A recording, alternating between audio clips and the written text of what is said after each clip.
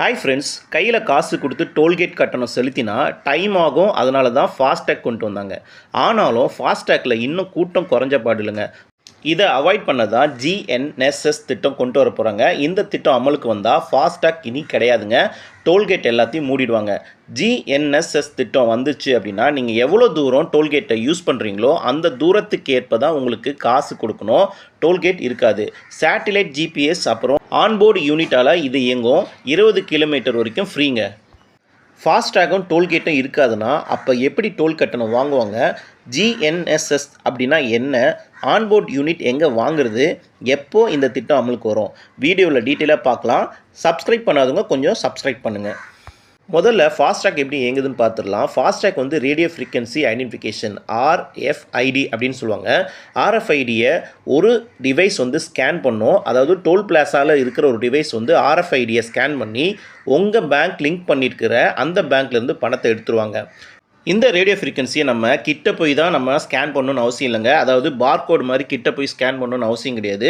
தூரத்துலேருந்தே இந்த ரேடியோ ஃப்ரீக்வன்சியை நம்ம வந்து ஸ்கேன் பண்ணிடலாம். இதுக்கு பவரோ பேட்டரியோ நம்மளுக்கு எதுவுமே தேவையில்லை. எல்லாமே ரேடியோ ஃப்ரீக்வன்சினால் ஒர்க் பண்ணுது.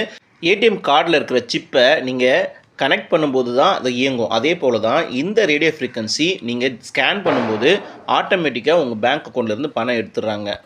இந்த சிப்பில் என்ன இருக்குன்னு பார்த்தீங்கன்னா, FASTag number, bank account number, vehicle class, registration number, வெஹிக்கிளோட வெயிட்டு, கிளாஸ் ஆஃப் டேகு, அதாவது வெஹிக்கிளோட கேட்டகரி, டோல் கேட்டகரி, அது எல்லாமே வந்து கிளாஸ் ஆஃப் டேக்கில் இருக்கும்.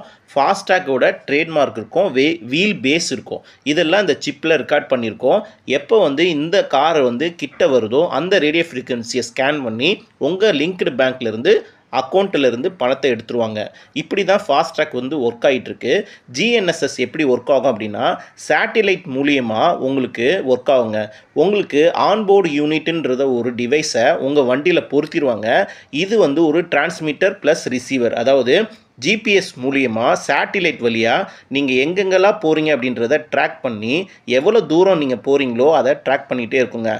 உங்களோட ஆன்போர்டு யூனிட்டில் இருக்கிற ஜிஎஸ்எம் வழியாக உங்களோட டேட்டாவை சர்வருக்கு அனுப்பிடுவாங்க. சர்வர் என்ன பண்ணுன்னா, அங்கே இருக்கிற டேட்டாவை கால்குலேட் பண்ணி எவ்வளோ டிஸ்டன்ஸ் நீங்கள் போகிறீங்க அப்படின்றத கால்குலேட் பண்ணி அதோட தொகையை பேங்க்லேருந்து எடுத்துகிட்டு உங்களுக்கு மொபைல் ஆப்பிள் மூலியமாக உங்களுக்கு தெரிவிச்சிருவாங்க. இப்படி தான் ஜிஎன்எஸ்எஸ் ஒர்க் ஆகுது. இதனால் நீங்கள் எவ்வளோ டிஸ்டன்ஸ் யூஸ் பண்ணுறீங்களோ அதுக்கு நீங்கள் கட்டினா போதும். டோல்கேட் இருக்கவே இருக்காது. அதே போல் டிராஃபிக்கும் உங்களுக்கு இருக்காது. நீங்கள் வண்டியை நீங்கள் எவ்வளோ தூரம் வேணாலும் ஓட்டிகிட்டு போயிட்டே இருக்கலாம். எங்கேயும் நிற்க தேவையில்லை. ஃபிசிக்கல் கிராண்டி வந்து யூஸ் பண்ணுவாங்க. ஃபிசிக்கல் கிராண்டி அப்படின்னா, நீங்கள் மாரத்தான்லாம் ஓடுனா தெரியும், ஒரு ட்ராக்கிங் வச்சுருப்பாங்க. பிப்புன்றது உங்களோட பனியனில் நீங்கள் வந்து வச்சுக்கணும். அந்த சிப்பு வந்து என்ன பண்ணுன்னா, நீங்கள் எவ்வளோ டிஸ்டன்ஸ் ஓடுறீங்களோ இந்த ஃபிசிக்கல் கிராண்டி வந்து உங்களை ட்ராக் பண்ணிகிட்டே இருக்கும். எவ்வளோ டிஸ்டன்ஸ் ஓடுறீங்க, எவ்வளோ கிலோமீட்ரு, எவ்வளோ ஸ்பீடு, எவ்வளோ டைமிங் அப்படின்னு சொல்லிட்டு இந்த பிப்பு வந்து உங்களுக்கு டேட்டா வந்து கொடுத்துரும். இந்த ஃபிசிக்கல் கிராண்டியில் ஒரு கிராண்டிலையும் ஒரு ஏஎன்பிஆர் கேமராஸ் இருக்குங்க. ஆட்டோமேட்டிக் நம்பர் பிளேட் ரெகக்னேஷன் இருக்கும். இதனால் உங்களோட நம்பர் பிளேட்டில் இருக்கிற டீட்டெயில்ஸை அதை ஆட்டோமேட்டிக்காக கேப்சர் பண்ணிக்கோங்க. எந்த காரோ எவ்வளோ டிஸ்டன்ஸ் போகுது அப்படின்ற டீட்டெயில்ஸ் வந்து நம்ம சேட்டிலைட் மூலியமாக நம்ம கால்குலேட் பண்ணுறதுனால டிஸ்டன்ஸ் அக்யூரேட் வந்து க்ளீனாக இருக்கும். அது மட்டும் இல்லைங்க, 20 கிலோமீட்டர் வரைக்கும் ஃப்ரீன்றது லோக்கலாக அங்கே இருக்காங்க இல்லையா, அந்த மக்களுக்கு 20 கிலோமீட்டர் வந்து ஃப்ரீங்க. அதனால் அங்கே இருக்கிற மக்கள் வந்து எங்கே வேணாலும் போயிட்டு வீடு திரும்புறதுக்கு ரொம்ப ஈஸியாக இருக்கும். இதுக்கு முன்னாடி நம்ம டோல்கேட்டால் போய் நம்ம எழுதி கொடுத்து நம்ம அந்த மாதிரி பர்மிஷன்ஸ் வாங்கி வச்சுக்கணும், நான் லோக்கல் ஏரியாவில் இருக்கேன் அப்படின்னு சொல்லிட்டு.